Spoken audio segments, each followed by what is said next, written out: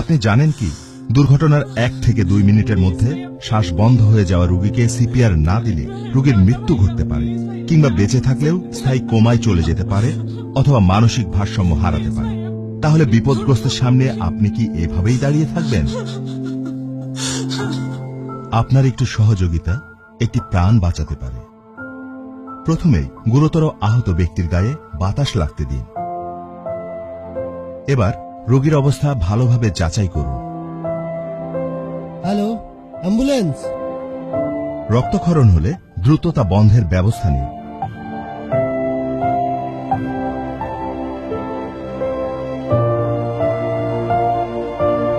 এরপর অ্যাম্বুলেন্স আসা পর্যন্ত সিপিআর দিতে থাকুন। 14, 15।